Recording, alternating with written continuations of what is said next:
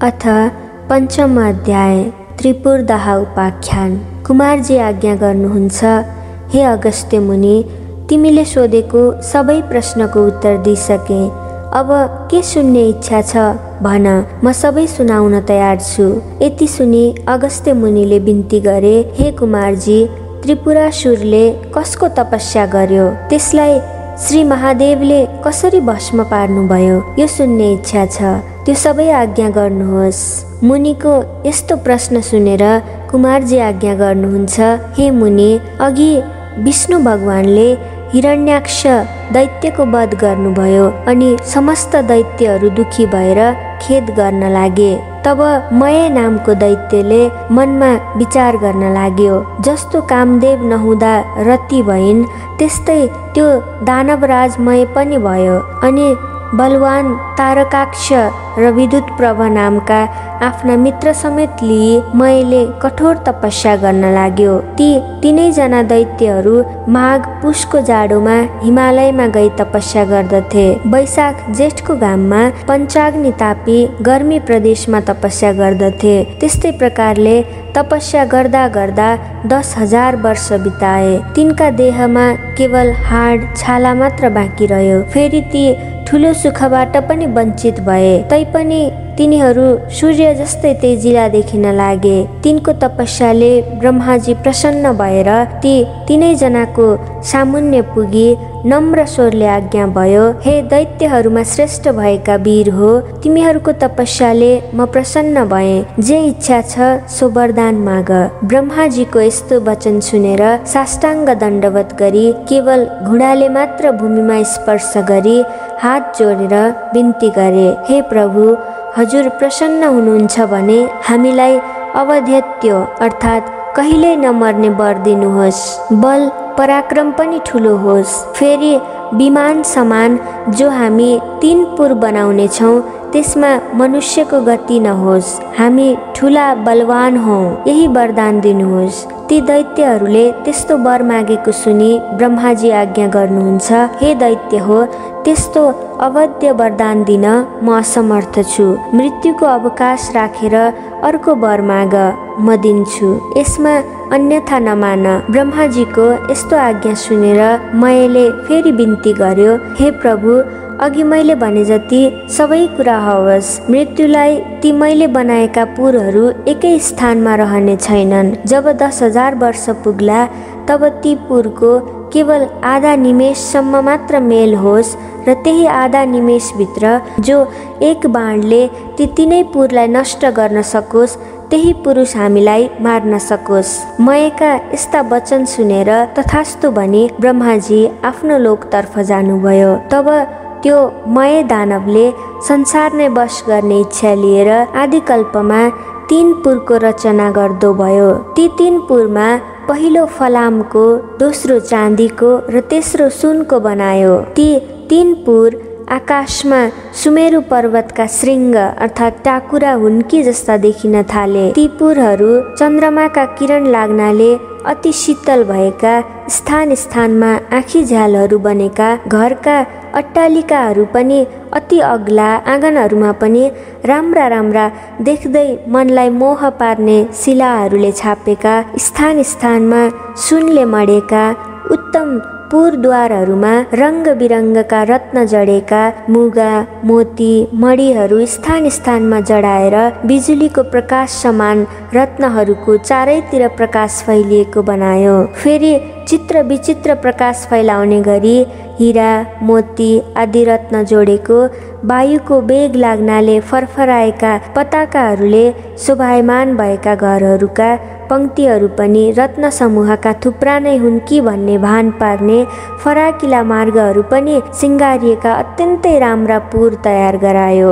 घर महलहरू पनि अनेक रङका मन हरण गर्ने रत्नहरूले सुशोभित, ध्वजा पताकाहरूले सिंगारेर ती विमान जस्ता 3 पुरलाई शोभायुक्त बनायो। अनेक रत्न जडेका गमलाहरूमा रङ्ग बिरङ्गका जात जातका उत्तम उत्तम सबै ऋतुमा फुल्ने फूल, त्यस्तै 6वटै ऋतुमा फल्ने फलका वृक्षहरू लगायो। तलाउहरू पनि अनेक प्रकारका कमल, कमलिनी कुमुदिनी पुष्पले शोभायमान भएका तयार गरायो। यस्ता प्रकारले त्रिपुरवासीहरूको शोभाले युक्त महल तयार भयो। फेरि मयूर डाँफे आदि उत्तम पक्षीगणले युक्त र पुरुषका नङ लाग्नाले जसका पयोधरका गोलाकार घेरामा अर्धचन्द्राकार घाउ लागेका कलश जस्तै उत्तुङ्ग अर्थात् छडिएका कुच भएका मदिराले राता राता आँखा भइरहेका लाजले मुसुक्क हास्य गर्ने लोलिएका नेत्र भएका यस्ता अनिन्द सुन्दरीहरूले व्याप्त भएको त्यो त्रिपुर परैबाट पनि अत्यन्त रमणीय देखिन लाग्यो। यस्तो त्रिपुर मध्ये जो फलामको थियो त्यो मयले तारकाक्ष नामको आफ्नो मित्रलाई दियो। अर्को चाँदीको जुन सुन्दर पुर थियो त्यो विद्युत प्रभलाई दियो। जुन सुवर्णले बनेको सबैभन्दा उत्तम पुर थियो त्यो मयले आफूले लियो। अनि त्यो त्रिपुर दैत्यपति मय मन्त्रीवर्गले शोभायमान भयो। त्यो दैत्यराज आफ्ना शत्रुहरू र तिनका सेनालाई परास्त गरेर आफ्ना हितैषी ब्राह्मण वर्ग र भृत्य वर्गले सहित भई आफ्ना आफ्ना सुन्दरी स्त्रीहरू साथमा लिइरहँदा स्वर्गको भन्दा पनि बढ्ता सुख भोग गर्न लाग्यो। अनि तिनै लोकका आनन्दलाई ध्वंस गर्न लागे। साथै अभिमानले भरिएर देवताहरू सबै विजित भए भन्ने मनमा ठान्न लाग्यो। तिनीहरूलाई मार्न लागे। उनका बगैँचाका असल असल वृक्ष र बिरुवाहरू उखेली फाल्न लागे।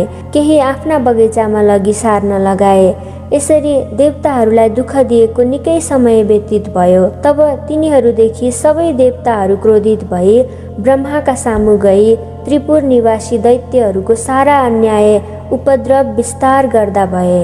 अनि ब्रह्माजीले समस्त देवतालाई शान्त गराई आज्ञा भयो, हे देवगण हो, त्रिपुरासुर दैत्यहरू बडा बलवान छन्। तिमीहरूद्वारा तिनको नाश हुन सक्दैन।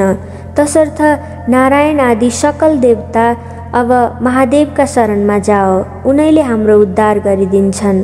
उनले हाम्रा शत्रु ती दैत्यहरूको अवश्य नाश गर्नेछन्। ब्रह्माजीको यस्तो हित वचन सुनेर स्वीकार गरी ब्रह्मा विष्णु इन्द्र यम चन्द्र कुबेर वायु समेत सबै देवता ब्रह्मालाई अघि लगाई कैलाश पर्वतमा पुगे। त्यहाँ महादेवको दर्शन पाई हात जोडेर स्तुति गर्न लागे, हे पिनाकधारी, हे चन्द्रमौले, हे त्रिलोकेश, हे अमित पराक्रमी, हजुरलाई कोटि कोटि नमस्कार। हे चन्द्रशेखर, हे त्रिलोकदेव, हे चन्द्रमौली, जटा जुटधारी नीलकण्ठ, हजुरलाई कोटि कोटि नमस्कार। संसारलाई शरण लिने नन्दीलाई वर दिने देवताका पनि देवता यस्ता हजुरलाई कोटि कोटि नमस्कार। थोरै सेवाले पनि प्रसन्न भएर वर दिने यज्ञका मालिक हिमालयमा निवास गर्ने यस्ता हजुरलाई कोटि कोटि नमस्कार। योगीहरूले सदैव ध्यान गरिने जगतको वैभवलाई तुक्ष ठान्ने धर्ममा दृढ रहने दिशारूपी वस्त्र धारण गर्ने भक्तलाई वर दिने ब्रह्माण्डका धाता विधाता यस्ता हजुरलाई कोटि कोटि नमस्कार। सूर्य चन्द्र इन्द्र वायु आदि देवताको सृष्टि र पालन गर्ने यस्ता हजुरलाई कोटि कोटि नमस्कार। सूक्ष्म भन्दा पनि अति सूक्ष्म काल स्वरूप नित्य स्वरूप धारण गर्ने यस्ता हजुरलाई कोटि कोटि नमस्कार। पर भन्दा पनि पर ब्रह्मा स्वरूप शङ्करलाई कोटि कोटि नमस्कार। सारा ब्रह्माण्ड धारण गर्ने सूर्य चन्द्र वायु अग्नि र जल एवं आकाशको रचना गर्ने यस्ता हजुरलाई कोटि कोटि नमस्कार छ। हे सौम्य, हे पुरुषोत्तम, हे वपुष्मान, त्रैलोक्यको सृष्टि स्थिति संहार गर्ने यस्ता हजुरलाई कोटि कोटि नमस्कार छ। पुषाको दाँत भाँच्ने दक्षको यज्ञ नाच्ने र कामदेवलाई भस्म पार्ने यस्ता हजुरलाई कोटि कोटि नमस्कार छ। सुरासुरका उत्पन्नकर्ता यज्ञका हर्ता धर्ता हे शिखण्डिन, हे नीलकण्ठ, हजुरलाई कोटि कोटि नमस्कार छ। निरन्तर सुधा स्वरूप पार्वतीका भर्ता गणेश कुमारका पिता हजुरलाई कोटि कोटि नमस्कार। सदा मोक्ष रूप वरदान दिने हे विश्वेश्वर, हे ब्रह्मात्मन, हे वरदाता, हजुरलाई कोटि कोटि नमस्कार छ। हे योगेश्वर, हे चण्डेश्वर, हे रुद्र, हे सर्व, हे शम्भो, हे भीम, हे ईश्वर, हजुरलाई कोटि कोटि नमस्कार छ। हामीदेखि प्रसन्न हुनुहोस्। देवताहरूले कातर भएर यस्तो स्तुति गरेको सुनि तिनका मनको भाव जानी शिवले आज्ञा गर्नुभयो, हे देवता हो, जे इच्छा छ सो वर माग। मैले नदिने संसारमा केही वस्तु छैन। म इच्छा पूर्ण गर्न तयार छु। जे इच्छा छ निशङ्क भएर माग। महादेवको यस्तो आज्ञा सुनि प्रसन्न भएका देवताले विनम्र स्वरमा बिन्ती गरे, हे प्रभु, ब्रह्माको वरले उन्मत्त भएका मय आदि दानवले हाम्रा उर्वशी, मेनका आदि अप्सराहरू बल जफत लुटेर लगे। नन्दनवनका असल असल बोट बिरुवा पनि कति उखालेर नासे, कति आफ्ना घर ओसारे। देवताको नाश गर भन्दै हामीलाई अनेक तरहको कष्ट दिइरहेका छन्। अमरावतीबाट पनि निकालियौँ। भगवान, ती दैत्यको संहार गर्न ब्रह्मा विष्णु पनि समर्थ छैनन्।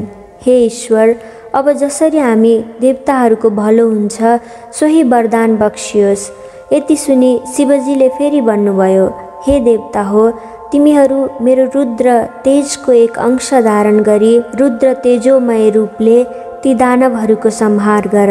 शिवजीको त्यस्तो वचन सुनि देवताहरूले फेरि बिन्ती गरे, हे भगवान, हामी हजुरका तेजको 1000 अंशको एक अंश पनि धारण गर्न समर्थ छैनौँ भने रुद्र तेज धारण गर्ने कुरा त परै रहोस्, हेर्ने शक्तिसम्म पनि हामीमा छैन। हे प्रभु, हामी उपर प्रसन्न भएर त्यो अजेय त्रिपुरासुरलाई स्वयं संहार गरिबक्सनुहोस्। ब्रह्माजीको वरदान अनुसार दिव्य 10,000 वर्ष बितेपछि आधा निमेषति त्रिपुरको मिलन हुनेछ। त्यही आधा निमेषभित्रमै त्यो त्रिपुरलाई जसले एकै बाणले भस्म पार्ला उसैद्वारा ती दैत्यहरूको संहार होला, अन्यथा तिनको मृत्यु हुने छैन। हे शशिशेखर, हामीदेखि प्रसन्न भई त्यो पापिष्ट त्रिपुरासुरको नाश गरिदिबक्सियोस्। देवताहरूको त्यस्तो प्रार्थना सुनि शिवजीले फेरि आज्ञा गर्नुभयो, हे देवता हो, त्यस्तो अवैध त्रिपुर छ भने तिमीहरूको हितका निम्ति म एउटै बाणले ती तीनै पुरलाई भस्म पारिदिनेछु। त्यस्ता अजेय दानवहरूका साथ युद्ध गर्दा मेरो शक्ति थाम्न सक्ने हिमालय समान मेरो निम्ति एउटा रथ तयार पार, अनि म युद्धमा जानेछु। महादेवको यस्तो आज्ञा सुनि प्रसन्न भएका देवताहरूले प्रणाम गरेर हस् भनी तत्काल विश्वकर्मालाई डाकी महादेवको निमित्त समस्त देवता रूपी अवयव भएको सुवर्णमय रथ तयार पारे। त्यस रथका दुवै पाङ्रा सूर्य चन्द्र भए। दक्षिण पाङ्रामा 12 सूर्यभूषण गराइयो। बायाँ चक्रमा 27 नक्षत्र र 16 कलाभूषण बनाइयो। 6 ऋतु रथका दायाँ बायाँ राखिए। आकाशको गजुर र पाङ्रा अडाउने दण्ड मन्दराचलको बनाए। अयन र संवत्सर रथका बेग भए। 4 समुद्र रथका कुण्डलिका भए। गङ्गादि समस्त तीर्थ राम्रा राम्रा वस्त्रले आभूषण पहिरी स्त्री रूप धारण गरेर हातमा चमर लिई रथमा उभिए। सारथी स्वयं ब्रह्माजी बने। ब्रह्मस्वरूप ओमकारको कोरा बनाए र विद्याचलको छत्र निरूपण गरे। मन्दराचलको पार्श्वदण्ड बनाए। सरस्वती घण्ट भइन्। श्री नारायण अग्निबाणको टुप्पो भए। 4 वेद नै 4 घोडा भए। ताराहरू घोडाका गहना भए। हे अगस्त्य मुनि, यसरी समस्त वस्तु त्यस रथका अवयव भए। यसरी जब धनुबाण सहित रथ तयार भयो तब पृथ्वी र आकाश कम्पित पार्दै भगवान शिव त्यस रथमा आरूढ हुनुभयो। त्यस रथका अघिपछि शिवका गणहरू शङ्कुकर्ण, चण्डेश्वर, गणेश, नन्दी आदि प्रमथ गणहरू शूल, पट्टिस आदि अनेक शास्त्रास्त्र लिएर शङ्ख, भेरी, मृदुङ्ग आदि बाजा बजाउँदै महादेवमाथि अनेक थरीका पुष्पको वर्षा गराउँदा भए। त्यस बेलाको रुद्र तेज सहन गर्न नसकी समस्त देवता मोहमा प्राप्त भए। महादेवले देवताहरूको त्यस्तो स्थिति देखि आफ्नो तेज खिची केही कम पार्नुभयो। अनि देवताहरू रुद्र तेज सहन गर्नमा किञ्चित समर्थ भए। त्यसपछि नारद मुनि ती दैत्यहरू कहाँ गएर भन्न लाग्नुभयो, हे दैत्यराज, देवताहरूको स्तुतिले प्रसन्न भएका महादेव स्वयं तिमीहरूको संहार गर्न भनी आइरहनु भएको छ। अब तिमीहरूको जो इच्छा छ सो गर, नभए तिमीहरूको अविलम्ब नाश हुनेछ।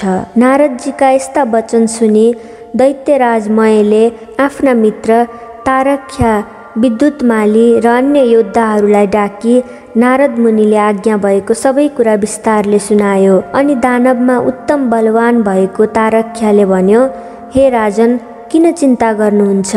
देवताहरू यथार्थ रूपमा हाम्रा वध्य छन्।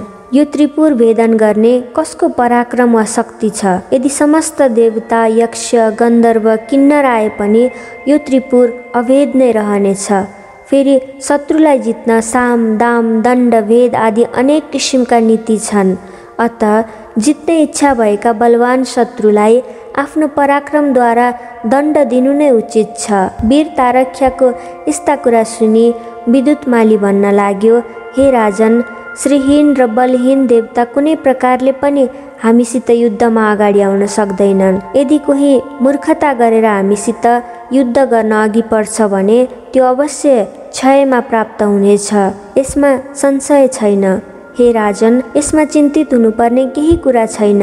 एकमत भएर युद्ध गरौँ अनि समस्त देवतालाई जितेर इन्द्रको पद पनि भोग गर्नुहोस्। फेरि अघिका हिरण्याक्ष र हिरण्यकशिपुको पद पाई 14औं भुवनको अङ्कटक राज्य भोग्नुहोस्।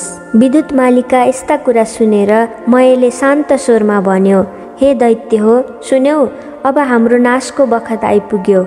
यदि भनेर देह कम्पित पार्दै शिर हल्लाउँदै फेरि भन्न लाग्यो, जो शत्रु आफूभन्दा बलियो वा निर्बल छ भने त्योसित साम, दाम, दण्ड, भेद आदि नीतिको प्रयोग गर्न सकिन्छ।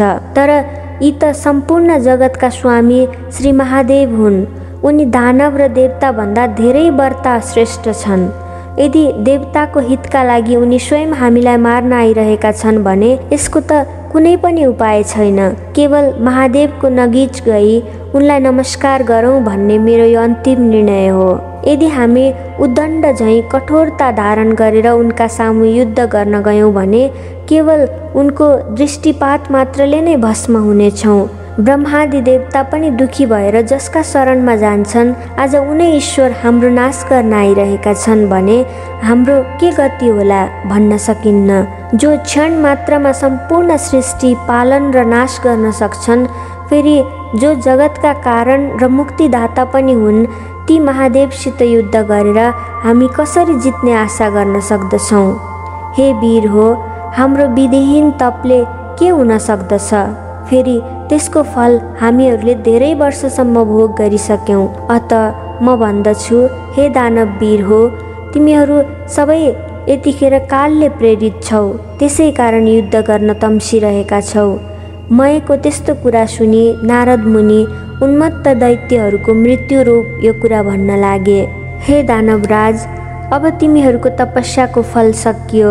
यदि सङ्ग्राममा पछि हटेर नपुंसक झैँ देवताहरूको शरणमा जानुभन्दा त सङ्ग्राममा लडी वीर गति पाउनु नै उत्तम ठान्दछु। यदि शिवका हातबाट मर्न पायौ भने उनका प्रमथ गणको अधिपति पनि हुन सक्दछौ।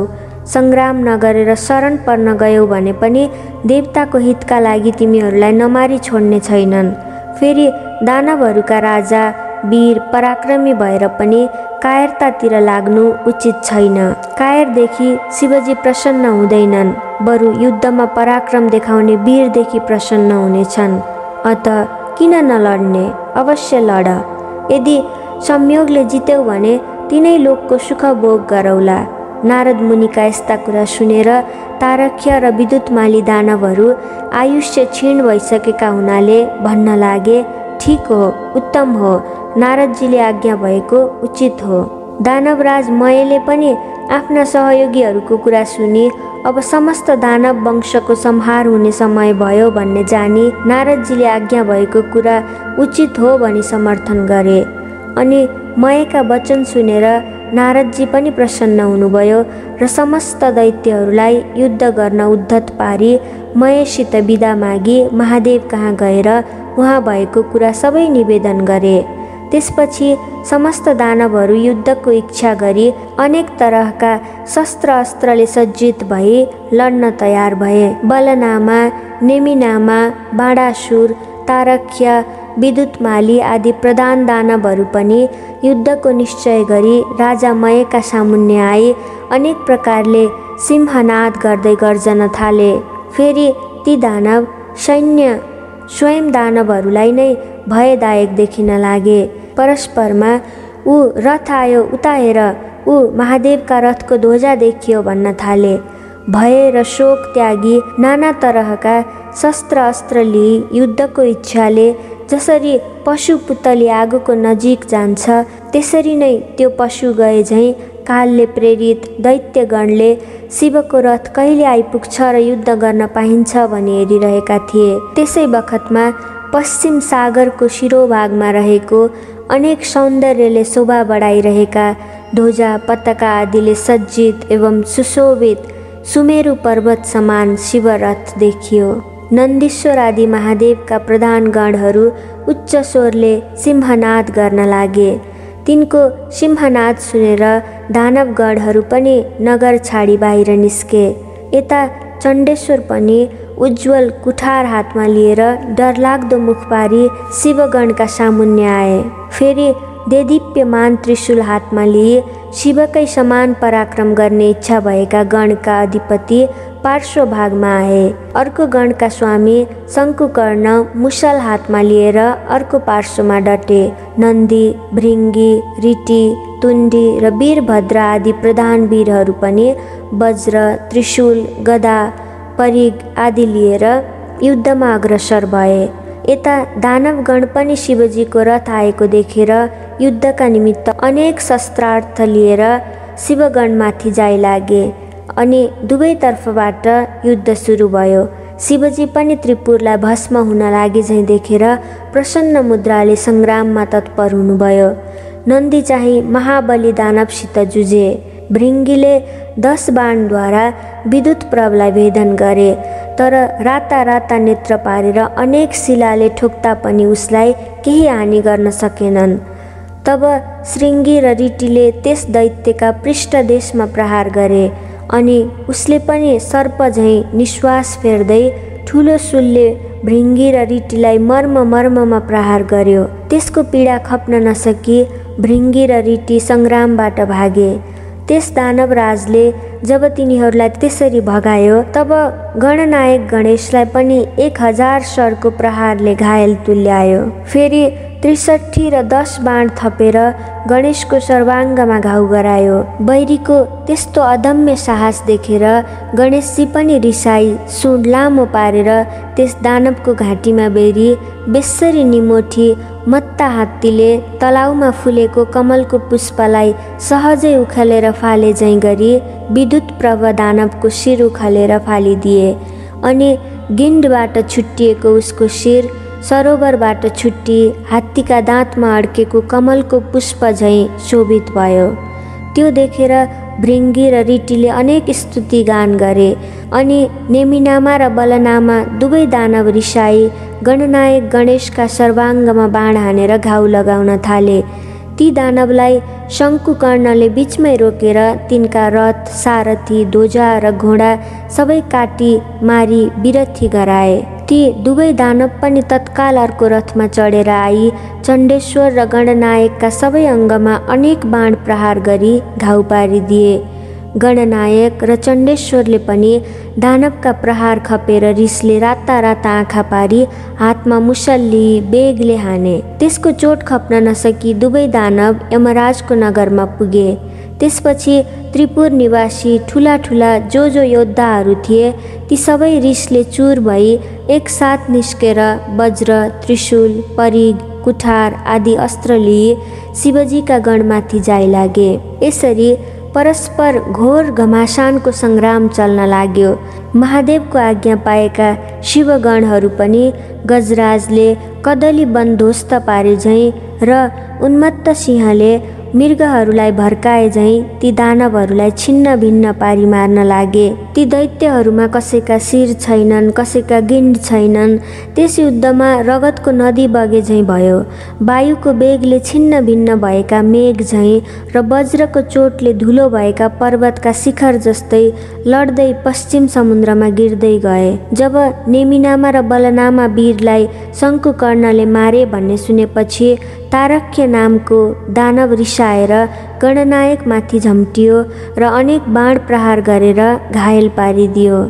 तब शङ्कुकर्णले पनि त्यसका प्रहार खपेर त्यसको शिरमा मुसल बजारी उच्च स्वरले सिंहनाद गरे। तब शङ्कुकर्णले पनि त्यसका प्रहार खपेर त्यसको शिरमा मुसल बजारी उच्च स्वरले सिंहनाद गरे। अनि त्यो दानव केही बलहीन भएर गिर्ला जस्तै देखियो अनि निर्धक्कसित त्यसका छातीमा भाला प्रहार गरे। त्यस चोटले दानव भूमिमा लड्यो, तर तुरुन्त उठेर चक्र लिई गणनायकमाथि प्रहार गर्यो। अनि शङ्कुकर्णले रिसाई साह्रै पीडा पर्ने गरी मुड्कीले हिर्काए।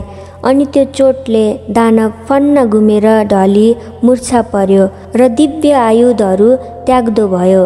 अनि त्यो चोट खप्न नसकेर मृत्युमा प्राप्त भयो। अनि उसलाई गिरेको देखेर उठाई राजा मयको भवनमा लगेर सारा स्थिति सुनाउँदै अनेक किसिमले विलाप गर्न लागे। त्यसरी रोई विलाप गर्न लागेका दानवहरूलाई मयले राम्ररी बुझाई भने, हे दानव हो, मेरो घरमा अमृतको कुण्ड छ, त्यसैमा चोबी मरेका जति सबै दानवलाई बचाओ। त्यति सुनेपछि जो आज्ञा भनी प्रसन्न मनले मरेको तारकासुरलाई अमृतमा चोबेर बचाए। मरिसकेका वीरहरूलाई पनि जीवन प्रदान गरे भन्ने खुसीले राजा मयलाई सबैले बारम्बार प्रणाम गरे। त्यसै गरी मरेका अरू दानवहरूलाई पनि जीवित पारे। अनि त्यो तारक्य पहिले भन्दा पनि दोब्बर साहस र शक्तिका साथ सङ्ग्राममा आयो। ब्रह्माजीले त्यसलाई देख्नासाथ आफू दाहिने हातको औँलाले सङ्केत गरेर श्री महादेवलाई विनयपूर्वक भन्नुभयो, हे ईश्वर, त्यो दानव अघि नै मरिसकेको थियो, तर अहिले फेरि बाँचेर लडाइँमा आयो। मयको घरमा अमृतको कुण्ड छ, त्यसले मरेका समस्त दानवलाई बचाउनेछ। अत हे शिव, त्यसका घरमा अमृत रहेसम्म मरेका दानवलाई बारम्बार बचाइरहनेछ। यसकारण एक बाण प्रहार गरेर त्यो अमृत सोसी लिनुपर्दछ। ब्रह्माजीको वचन मानेर शिवजीले एक बाण प्रहार गरी सारा अमृत सोसी लिनुभयो। ब्रह्माजीले फेरि विनयपूर्वक बिन्ती गरे, हे प्रभु, अब त्यो बाण प्रहार गर्नुहोस्। मैले त्रिपुरसितको युद्ध अघाउन्जेल देखेँ। लड्दा लड्दा आज 1000 वर्ष बितिसक्यो, तर त्यसको नाश हुन सकेन। अब त्यो बाण शीघ्र छोड्नुहोस् अनि बैरीको नाश होला। ठिक उसै बेला ती 3 पुरहरू आधा निमेषसम्म जोरी फेरि छुट्टिनेछन्। ती पुरहरू एकपल्ट जोरिएर छुट्टिएपछि जति बाण प्रहार गरे पनि सफलता प्राप्त हुन सक्दैन। हे प्रभु, मेरो प्रार्थना स्वीकार गरी बक्सन्छ भने तत्काल बाण प्रहार गरेर यस त्रिपुरलाई नाश गर्नुहोस्। ब्रह्माजीको यस्तो विनययुक्त कुरा सुनि, ठिक हो, असल हो भनी त्यो अग्नि सोमयुक्त उग्र बाण धनुमा चढाई धनुलाई तलमाथि झुकाई दिव्य 10,000 वर्ष पुग्नासाथ आधा निमेष आँखा झिम्म गरेर उघारे जति समयको लागि त्रिपुर जोरियो। जब महादेवले आफ्नो योग बलले जोरिनुलाई निश्चल पारिदिनु भयो अनि जसको टुप्पामा अग्नि सोम स्थित भए त्यो नारायण रूपी बाण शिवले प्रहार गर्नुभयो। त्यो बाण छुट्न साथ त्रिपुरका भव्य महलहरूमा आगो लागेर चारैतिर डढ्न थाल्यो। धिक धिक, कष्ट कष्ट भन्ने शब्द सुनिन लाग्यो। महादेवले तत्काल नन्दीलाई भन्नुभयो, त्यो मय दानव मेरो प्रिय भक्त छ, त्यसलाई अग्निले नडराउन्। श्री महादेवको यस्तो आज्ञा पाउन साथ वायु रूप भई बाणभन्दा पनि बेगले गई मयको घरमा नन्दीले देखे राजा मय शिवलिङ्ग सामुन्ने राखी उनकै ध्यान गरिरहेको छ। तब नन्दीले मयलाई भने, अग्निले तिमीलाई जलाउने छैनन्। मयले तुरुन्त नन्दीलाई प्रणाम गरे। त्यसै बेला अग्नि पनि आइपुगे र नन्दीले शिवको आज्ञा अग्निलाई सुनाइदिए। तब अग्निले मय दानवतिर फर्केर भने, हे शिवभक्त, अब तिमी यो नगर छाडेर तुरुन्त जाऊ। मैले जो आज्ञा भनेर सुवर्णको शिवलिङ्ग बोकी तत्काल पाताल गए। यता नन्दीले फर्केर गई सम्पूर्ण कुरा शिवजीलाई बिन्ती चढाए। अब त्रिपुर भस्म हुन लाग्यो। त्यसका वेदी महल उद्यानहरू धमाधम भत्किएर नासिन थाले। अनेक दानव र तिनका परिवारहरू कराएको मात्र सुनिन लाग्यो। वस्त्र खुस्केका अनेक सुन्दरी स्त्रीहरू घरबाट बाहिर निस्की रोए कराएको चर्को स्वर सुनिन लाग्यो। अग्ला अग्ला महल र विमानहरू रहेका कठोर र उच्च स्थान भए मदले विहल नेत्र भएका आफ्ना आफ्ना पतिका अत्यन्त प्रिय नारीहरू अग्निबाणले डराई घर घरमै यताउता दगुर्न र कराउन थाले। जस्तै पर्वतमा भूमिकम्प हुँदा त्यहाँका किन्नरहरू भयले व्याकुल हुन्छन्, त्यस्तै आफ्ना पतिलाई भयले आकुल भई अङ्कमाल गर्न थाले। कोही डराई भाग्न थाले।